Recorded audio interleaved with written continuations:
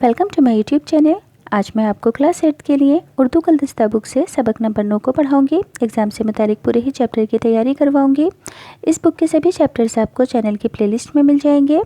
तो सबक का नाम है दुनिया की कहानी। इसके मुसन्निफ़ हैं प्रोफेसर मोहम्मद मुजीब। सबसे पहले मैं आपको इस सबक का खुलासा पढ़कर बताती हूँ, ताकि जिन बच्चों ने इस पूरे ही लंबे चैप्टर को, लंबी कहानी को नहीं पढ़ा है, वो कम टाइमिंग में इस खुलासे को पढ़कर इस सबक को जान सकें कि इस सबक में क्या क्या बताया गया है। पूरे ही चैप्टर का कंसेप्ट आपका थोड़ी सी टाइमिंग में खुलासा पढ़कर कंप्लीट हो जाएगा।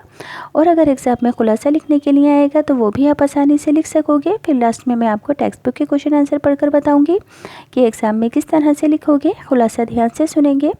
दुनिया की कहानी भी एक अजीब दास्तान है। ये बहुत छोटी, सीधी सादी और बहुत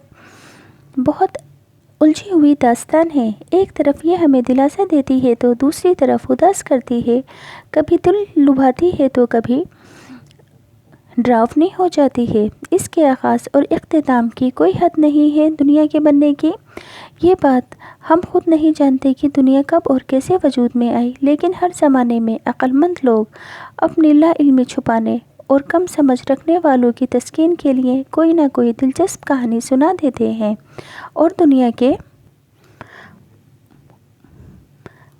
के पोशीदा राज़ों पर ऐसा खूबसूरत पर्दा डाल देते हैं कि दूसरा शख्स सवाल पूछना ही भूल जाए।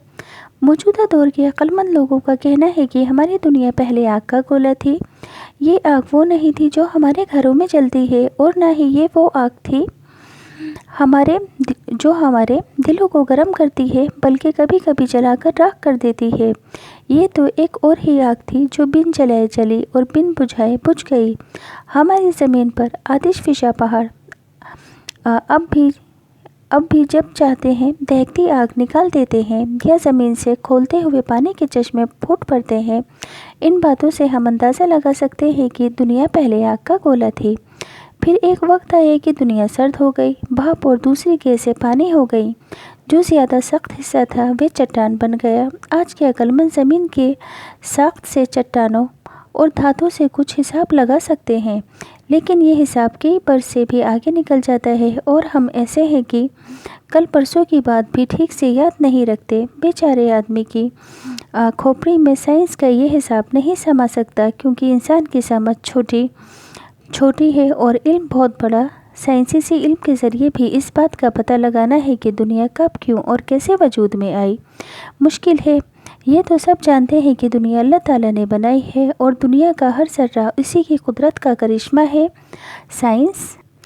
साइंसदान अपने इल्म यानी कि अपनी नॉलेज से न ये बात साबित कर सकते हैं कि सूरज, चाँद, तारे और ये दुनिया खुद ब खुद पैदा हुई या कि इसे किसी ने पैदा किया।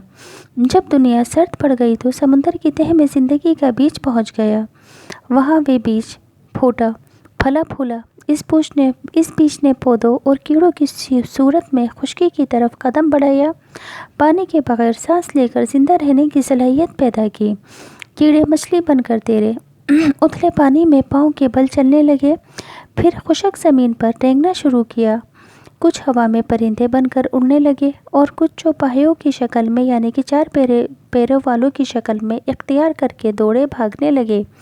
ये इब्तिदाई शक्लें बहुत भयानक थीं। एक जानवर की हड्डियां मिली हैं जो मुंह से दुम के सिरे तक 100 फीट से ज़्यादा लंबा होगा।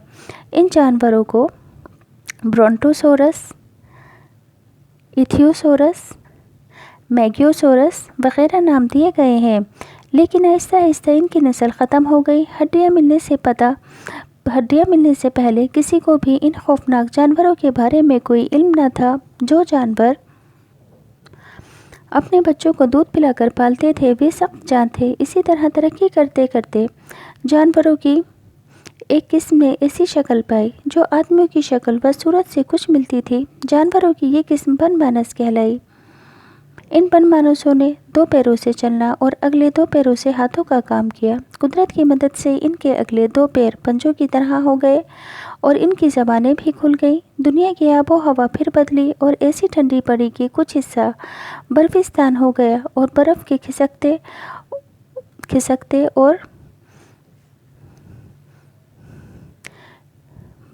खिसकते और खुलते पहाड़ों ने सब कुछ रोन डाला। پھر موسم نے کروٹ لی اور آہستہ آہستہ گرمی بڑھتی گئی۔ گرمی پا کر برف پگھل کر سمندر میں تبدیل ہو گئی۔ زندگی میں پھر بدلاؤ آیا۔ اسی طرح 4 مرتبہ ہوا۔ اس وقت زمین میں کئی سو گز نیچے کی تہوں میں جو کچھ ملتا ہے وہ انہی گرمی اور سردی کے پھیروں کی داستان سناتا ہے۔ تو سبق کا خلاصہ پڑھ کر بتا دیا ہے۔ ٹیکسٹ بک کے کوشچن آنسر۔ سوال نمبر 1، دنیا کی کہانی کو عجیب داستان کیوں کہا گیا ہے؟ دنیا کی کہانی ایک عجیب داستان ہے جو اس کہانی کو بیان کرتا ہے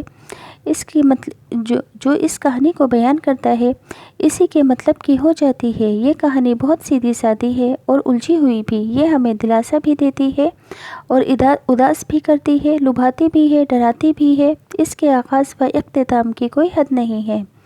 سوال 2، آج کل کے عقل مندوں کی دنیا کے بارے میں کیا رائے ہے؟ آج کل کے عقل مندوں کی دنیا کے بارے میں رائے ہے کہ دنیا پہلے آگ کا گولا تھی اور ایسی آگ جو بن جلائے جلی اور بن بجھائے بجھ گئی۔ سوال نمبر 3، عقل مند لوگ سنسار کے بھیدوں پر خوبصورت پردہ کیوں ڈال دیتے ہیں؟ عقل مند لوگ سنسار کے بھیدوں یعنی کہ رازوں پر پردہ اس لیے ڈال دیتے ہیں کہ ہم پردے کو دیکھتے رہ جائیں اور یہ پوچھنا بھول جائیں کہ اس کے پیچھے کچھ ہے بھی یا نہیں۔ سوال 4، جب دنیا سرد پڑ گئی تو کیا کیا تبدیلیاں رونما ہوئی؟ رونما یعنی کہ اجاگر ہوئی۔ جب دنیا سرد پڑ گئی تو بھاپ اور دوسری گیسیں پانی ہو گئی۔